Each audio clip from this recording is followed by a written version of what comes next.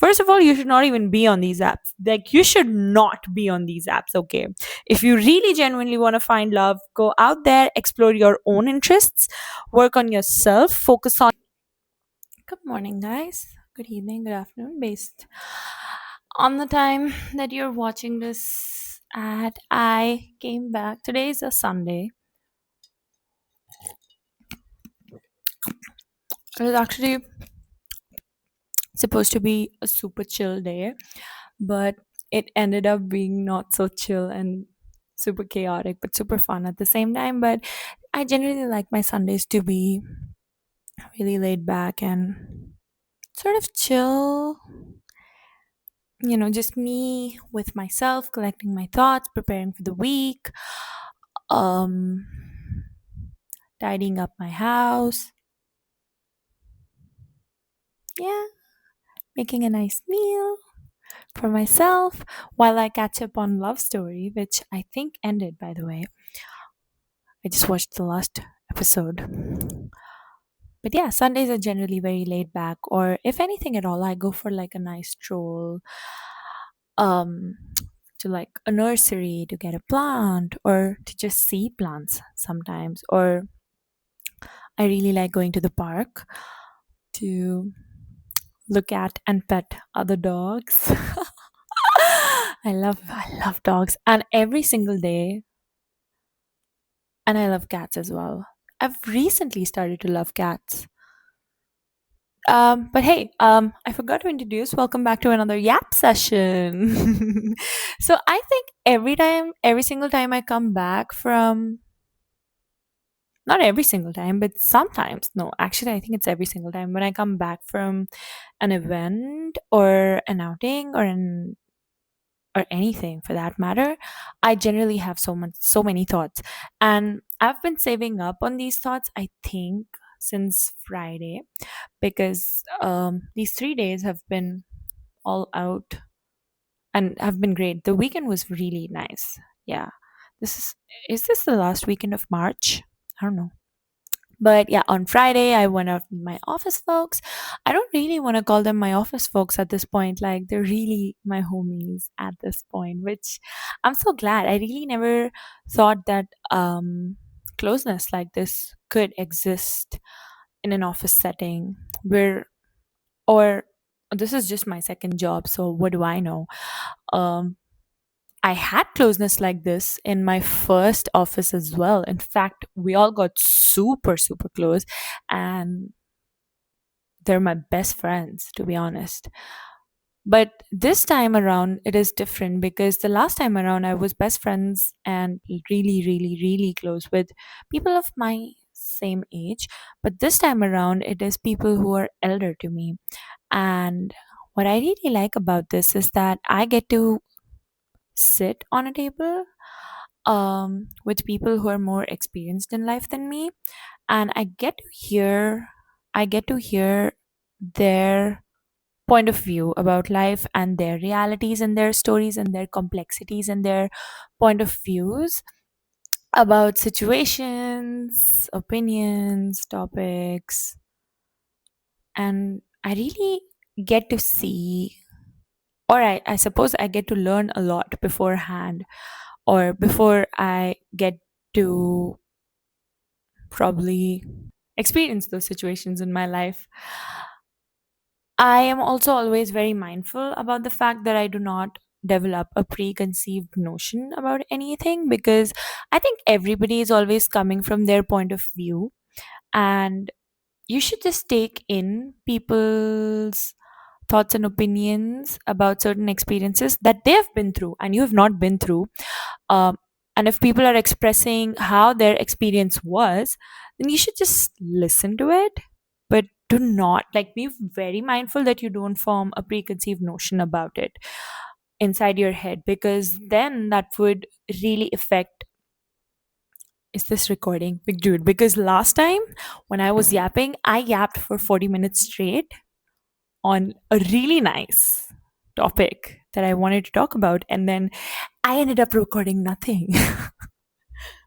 Okay, yeah, we're safe, we're recording. But yeah, so I think it's really important that you don't form preconceived notions about these topics when you're hearing about people's experiences around these things. But it's always nice to hear from people and look at their stories from their point of view and get to learn and probably see a different reality. It's almost like a friend of yours went to Japan. That's ice, by the way. It's almost like a friend of yours probably went to Japan, but that time around, that person particularly followed a wrong itinerary and was in the wrong season or probably was in the wrong mindset and had a not so fun time visiting Japan.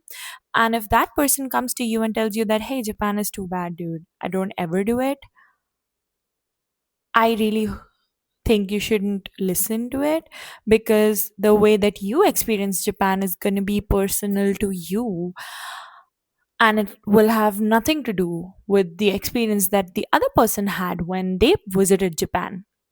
So I think it's really important that you should not listen or form preconceived notions around topics and experiences that other people have experienced before you, because everybody goes through different experiences in life, and just because somebody's Japan trip wasn't fun, that does not mean that you have to think of Japan as a bad place to be. Maybe you have a time of your life. I think this I'm giving an example of Japan, but what I really mean to say is that when you hang out with people who are elder to you, like elder to you in terms of experience in life, they're the people that I hang out with are really young at heart, and I feel so blessed to hang out with those people. The the pros of that is that they're young at heart, but they're also experienced in life, so they've been through stuff in life. So I get to hear about topics like marriage, which everybody has great opinions on. And I see such a beautiful mix around topics like marriage, because everybody goes through a different type of marriage in life, right? And so partnership, marriage, relationships, friendships, these are some of the topics that I really like to hear about from other people, because I get to see and look at other people's realities. But at the same time, I am always very mindful about mm, like not really accepting or embracing the realities that people are conveying, because they're just coming out of their experiences, which is amazing and lovely. But I should be mindful that when I am entering into such a scenario in my life, in my phase of life, then I should not be influenced by somebody else's experience. So a Japan trip that was bad for somebody else, I should not have a preconceived notion about Japan when I'm going on that trip, is what I mean by that.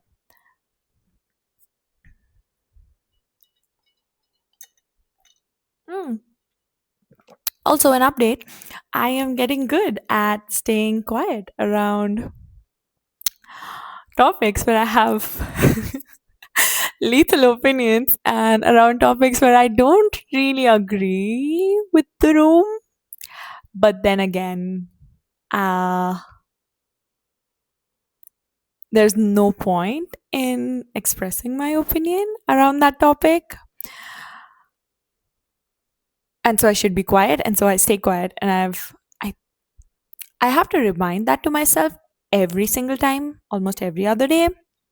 And it is still a skill that I'm developing and learning. I think it's a very important social skill, and I'm still in the learning phase, but I've been seeing some progress around keeping my mouth shut and keeping my little opinions just to myself, because not every opinion needs to be shared, or not every opinion needs to be out there. It's fine. uh you should just let people be and let people exist and let people have fun and let everybody enjoy. This I already do. I mean, I've always let people be, but I've also been expressive about my opinions always throughout life since 25 years now. Um, 26, sorry.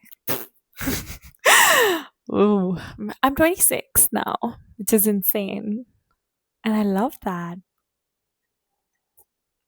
I've really seen myself grow throughout all of these years. I've There's another topic that I think, like, sometimes I think about this. The glow up that I've had in my life, that should be studied. Like, you should see me when I was a young little girl. Dude, I want to burn those pictures. Not literally. I mean, it's just that sometimes I think, were you even looking at yourself? But then now, I mean, I used to think this when I was 22, 23, but now that I'm 26, I look at that little girl who was a state level badminton player, by the way, a district level basketball, district level swimmer, basketball player, swimmer. I was actually doing really well in my academics, in all physical activities.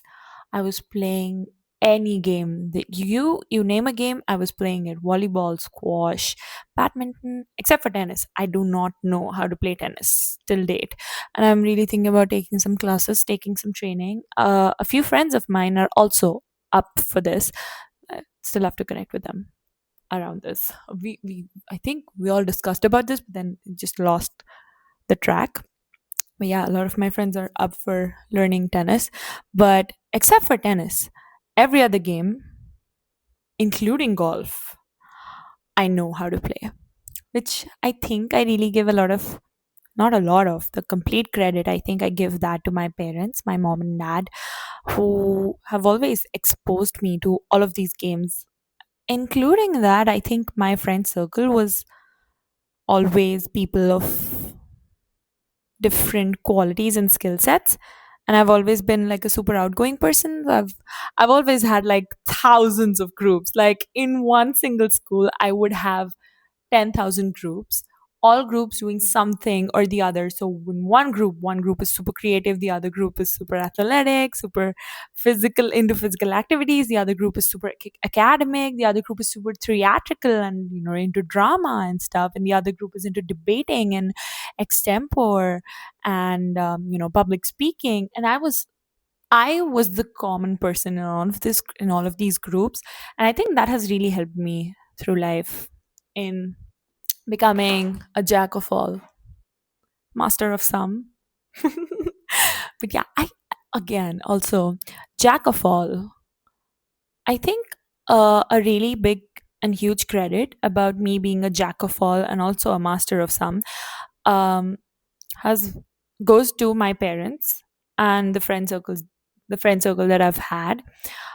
All of my friends are really sharp knives. I keep saying that. Like, I have really sharp jacks around me, and so I am a sharp jack. Whoa, that's almost like a tongue twister. But yeah, I think I am a sharp jack because my parents are sharp, literally sharp jacks. Like, they know everything, man. They know how to live life. They're amazing. They're the best.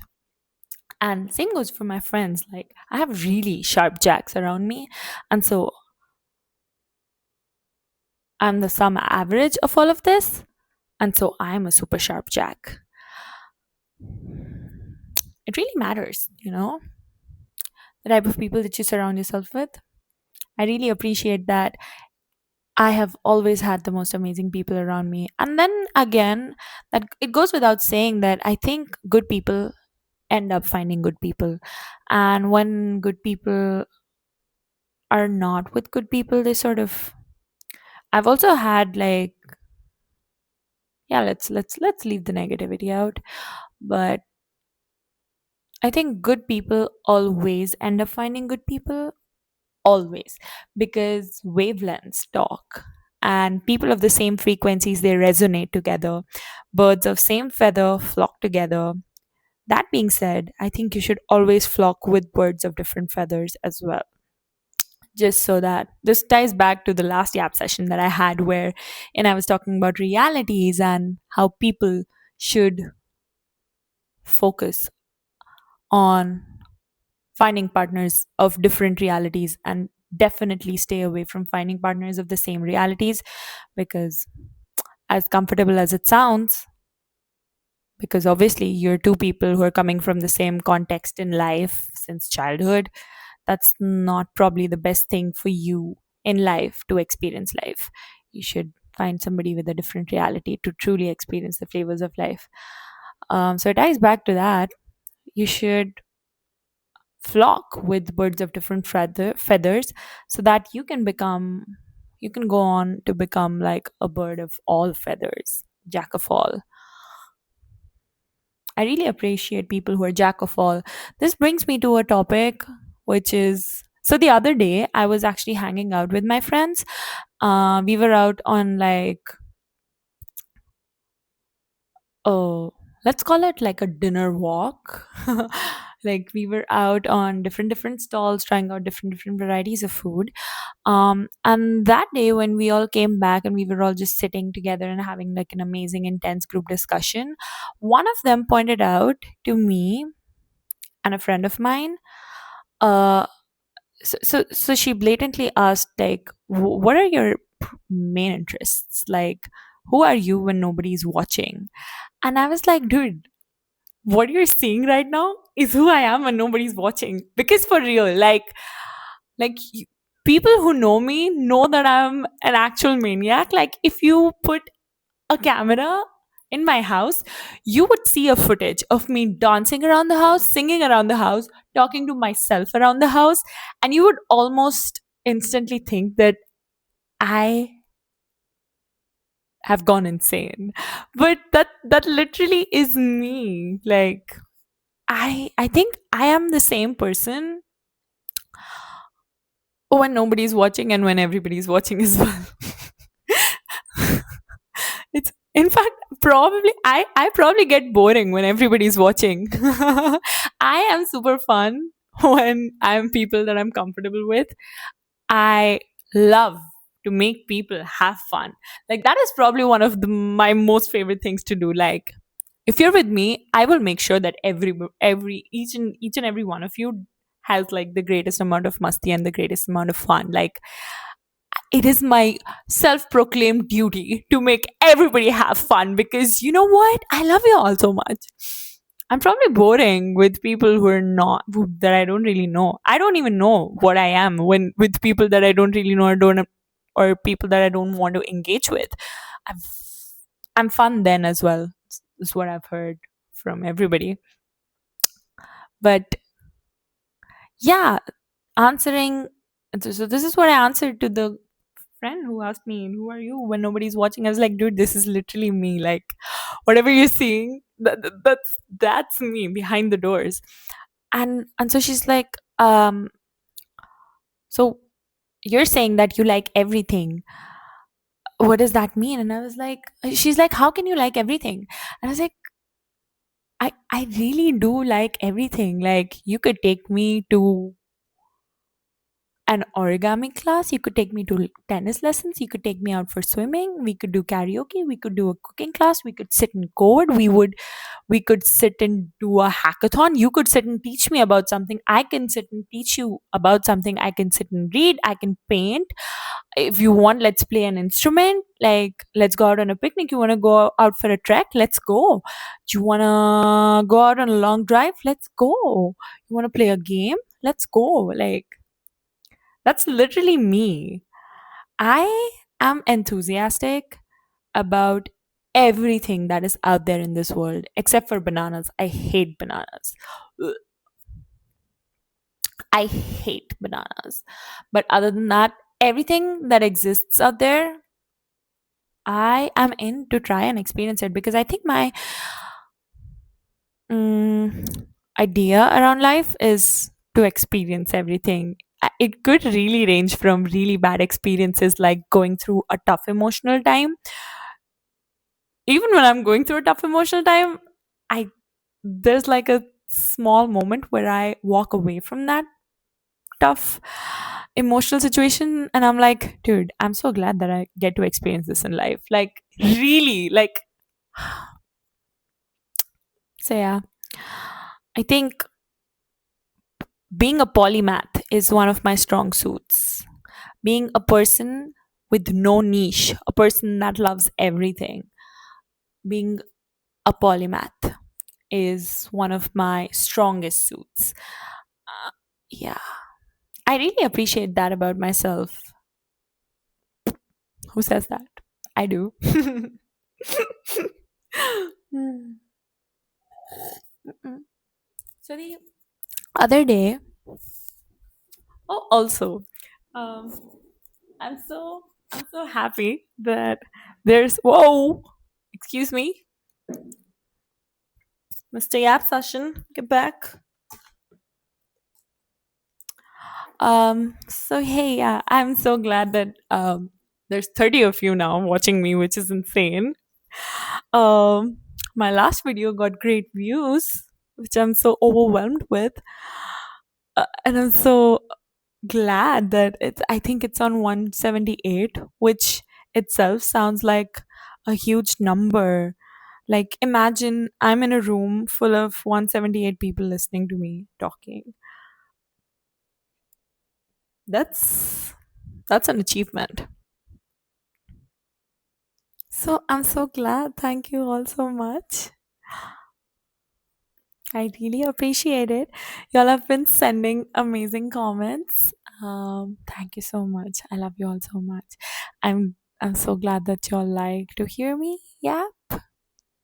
In a world that is so big, you're in my little corner of the internet and supporting me and listening to me and in here and in the moment, a part of a small movement that I'm trying to run, which is to heal the generation. Thank you so much. I really love when I can see the little nuances of people. Like, how I really like observing people, is one thing that I've realized. I always knew, but yeah, now I'm letting y'all know that it is one of the things that I've realized about myself. It's that I love to study and observe people and look at their layers of complexities and their layers of emotions, and it really um fills me up and fills my heart to see how beautiful humans are and how beautiful humans can be through their own personalized experiences and emotions. It's it makes me appreciate humanity a little bit more than I already do, which already is a lot. Oh hey, I forgot to mention surfing. I surf too. But I think that's a very normal activity to do. It's just the only reason why surfing is considered to be like a very wow thing is just because the infrastructure that you need to do surfing is not that easily accessible. You need a beach, you need a surfboard, which are hard to come by and are not really that common, and not a lot of people try it. And so surfing comes out as like this extravagant sport, which I don't think it is. It's To me, it's equivalent to cycling. Like you have to balance a cycle, you have to balance on a board. It's the same thing. But it's just that the infrastructure that you need to surf is not that accessible, at least in India. It's not that accessible. And so it's just that people were like, whoa, surfing. But I think everybody can surf. It's just a matter of you trying. And that applies to everything in life. It's just about trying. no matter what activity it is. Which is why when people ask me, do you know blah blah blah? You will never hear me say, no, I don't know how to do blah blah blah. Y- you'll never hear me say that I don't know how to do that. You'll always hear me say, I am yet to try it. I am yet to find out. I still have to give it a shot. Because I think whatever in life, like literally anything and everything that you can think of, if you try it, you can do it. It's that easy. Just a matter of trying. Ooh, also, that brings me to a beautiful topic, which again is, I think, not a very common trait in a lot of people, but it's the ability to cut short your time from vision to execution, which I think I really do well. Um, if I think of something, if I have envisioned it, then the journey or the time between my vision to execution will be minimal. And I think so. My friend and I were talking about this the other day. Uh, you can really tell a lot about a person from the amount of time that they take to take a task from vision to execution. And I think you should, or any all of us, should ensure that the time from vision to execution is almost zero. Like you think about it, you do it. Just do it. Like don't really overthink it. And that is a quality in me that I've identified and have been told from a lot of people as well, that my vision to execution time is almost null. Like I think and I do.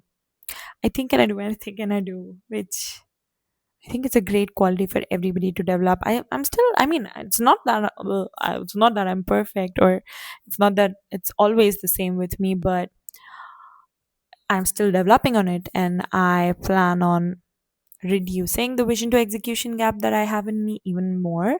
So, but yeah, I think that is one thing that people should work on, which is the time that they take from vision to execution and cut it short to almost zero.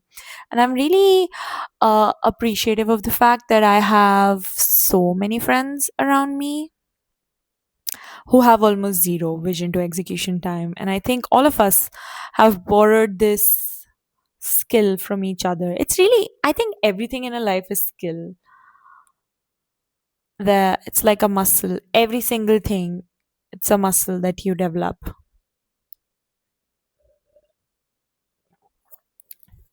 I was also thinking about this the other day. So I think I'm a person who's deeply worried about the situation of the world, and all of us must be aware about an epidemic that's going on in the world, which is the adult loneliness epidemic or something like that, which is where uh, more and more adults are finding themselves to be alone in this world.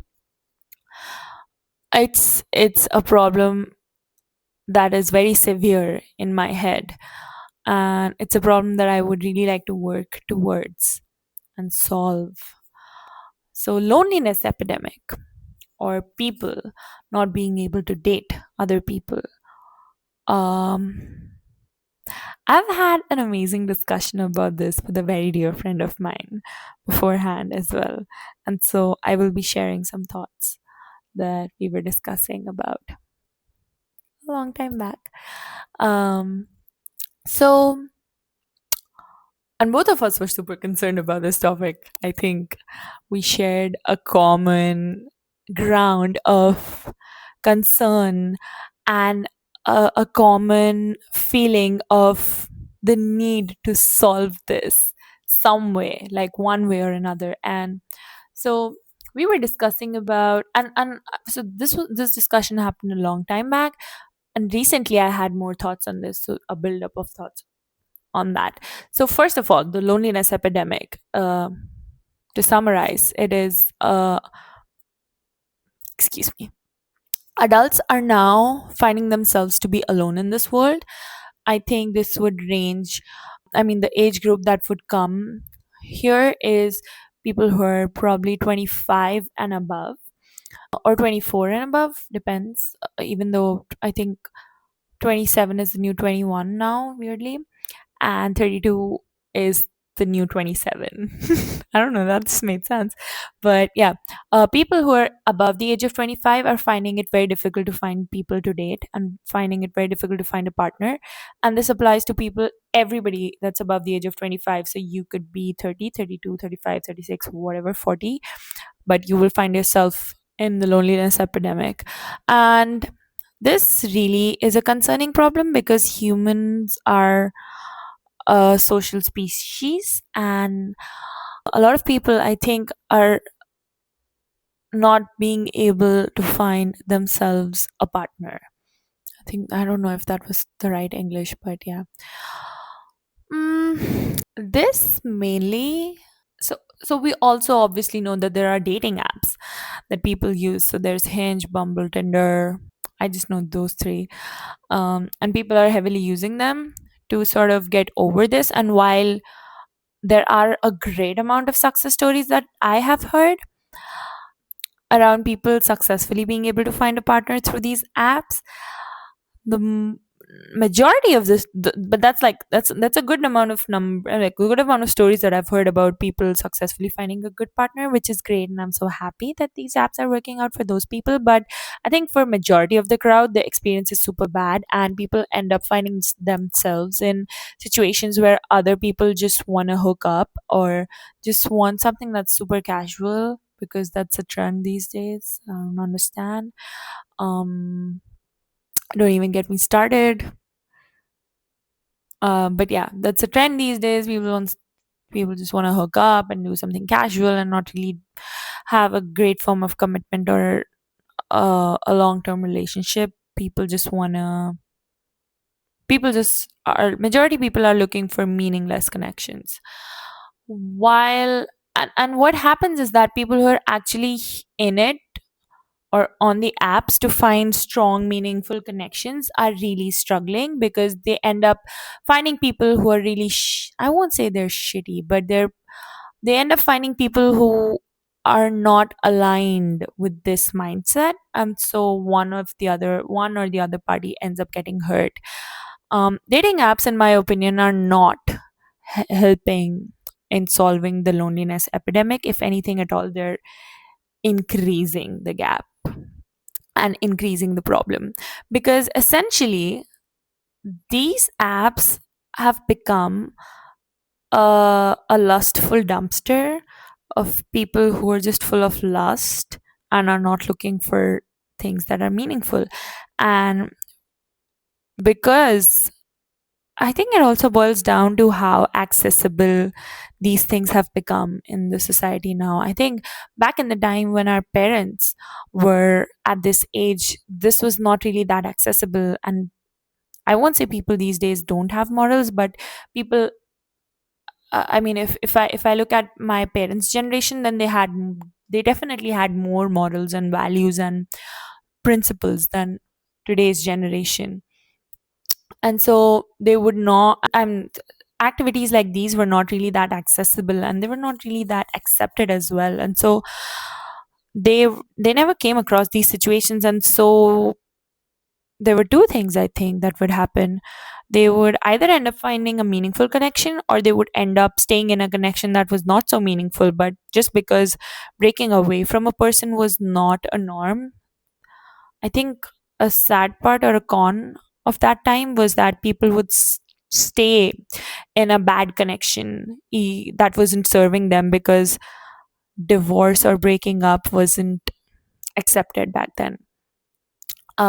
Which I'm so glad is not the case now, and we're evolving from that. And people are actively choosing to walk away from people that don't serve them well. Divorce is not that big of a taboo anymore, which it was back then, which I don't understand why. If a relationship is not serving you, if you're not happy, then you should walk away. Similarly with breakups, if a person is repeatedly hurting you, then you must walk away. I think in our parents' time, like in that generation, even if like in cases of infidelity, um our I mean their parents would ask them to make peace with it and try to work the situation out, which again I think is a good advice. I won't say it's a bad advice.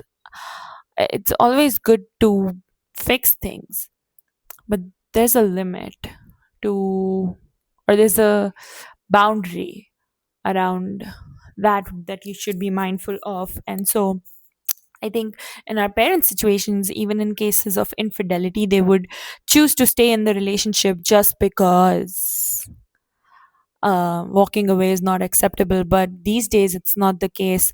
People actively walk away from people who take part in infidelity, who are not faithful in relationships, or people actively cut people off based on their behaviors.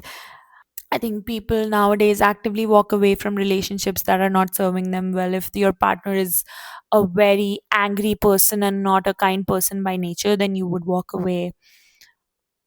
But our parents' generation would disagree and would tell you to compromise on that and be with that person. But that's not the same with this generation, and I'm so glad that that's happening. We're really digressing from the topic here. Wow, I love how train of thoughts work.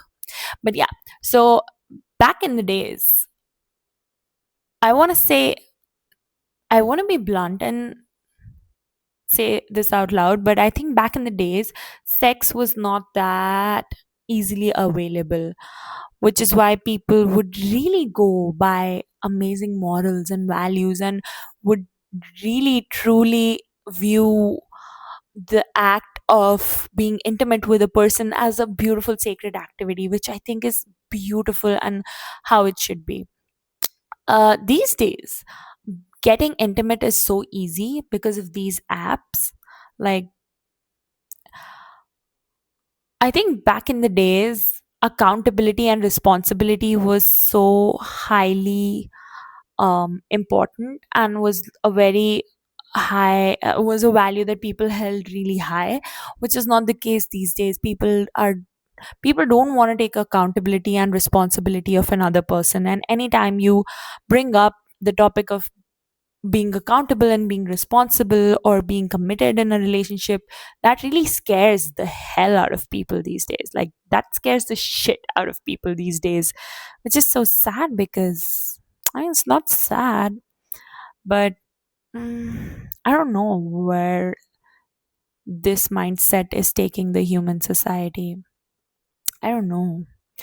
But people are scared shitless when you talk about accountability and responsibility and commitment in the long term. Like, they get genuinely scared. And so they end up on these apps because these apps uh, make the no accountability, no responsibility connection possible. They can just hook up with a person and have no accountability or responsibility about that person, about the other person that they're hooking up with. So it's like all the benefits with zero responsibilities, which is not really serving well, I think, to the society. It's great for entertainment, I suppose. But again, for how long? Like, I I suppose after a point a person would become numb, right? I don't know.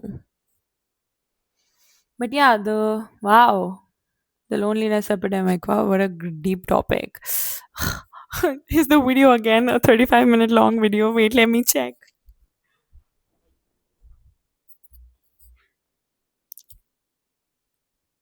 I have no idea how all of my videos are always 35 to 40 minutes long.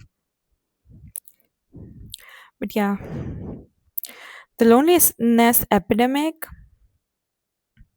is uh, a topic of deep concern, and it is something that cannot be solved through apps. I I would love to propose a solution, and that solution is to form a community. I think a lot of great people get filtered out just by the swipe left and right activity. Great set of people. Like, I have great friends who would be great partners to people, but they kind of sort of get filtered out. First of all, you should not even be on these apps. Like, you should not be on these apps, okay? If you really genuinely want to find love, go out there, explore your own interests, work on yourself, focus on yourself, and just do you, man. Like, and hopefully you end up connecting with somebody who's also equally focused on themselves and on the same wavelength as you are. I think organic connections greater than inorganic connections like these. 100%. I have never ever been on these apps, like never. I can't imagine. Mm, it's not that I'm against this. Also, I'm like a super open person, so I'm not saying that I'm against this experience, but it's not an experience that I choose to have. Again, at the end of the day, it's my life and it's my choice, and I choose not to have this experience. If you want, you can go ahead and have this experience. I am all for it. And, by all means, you can get lucky and find a great partner. I am super happy for you, but it is just an experience that I don't think I want to indulge in. Mm, I think organic connections is greater than inorganic connections always. I don't know if I would be able to connect with the person that I've met via an app at the same level that I've met another person organically, you know, just by life, by we just happen to cross paths. And that brings me to the topic of crossing paths. Why loneliness epidemic is happening these days is, I think, because not enough people are crossing each other's paths. That goes without saying that it is happening because people are not really working on themselves these days. They look at finding a partner as a task or as a job, and an important one, by the way. Like, it's an actual task that people are out there in search for partners, but I don't think you'll ever find a partner if you're looking for one, because then you're not focused on yourself, you're focused on an activity that's outsourced. That's not a genuine connection, in my opinion. You're probably putting up a fake face in front of the other person, which you don't want to do. You would want the other person to have clear, great thoughts about you as you are in reality, and not the fake facade mask that you're holding up. I should probably stop this yap session and we'll continue. But yeah, I have a solution to the loneliness epidemic that I would want to propose probably in another yap session. But yeah, the real problem that people are facing is that they're not having enough crossovers, which I will solve. And I think arranged marriages, in a way, sort of short circuit that and make crossovers happen. But again, I have thoughts around that as well. There are right ways to go about having an arranged marriage and wrong ways to go about it. I guess we'll hear about that in another app session because this has gone way too long. I hope to see you all soon. Really happy that y'all are here with me. I have I literally have a crazy train of thought going on inside my head, but I don't want the video to be longer than whatever it is now. I I think I should cut short on the length of the videos that I have. But hey, anyway, thank you all so much for listening to me. Yeah, I love you all. Thank you so much. I'm looking at a room full of 173 people listening to me and watching me talk about things and trying to heal the generation one day at a time. Thank you so much. I love you all. Mwah.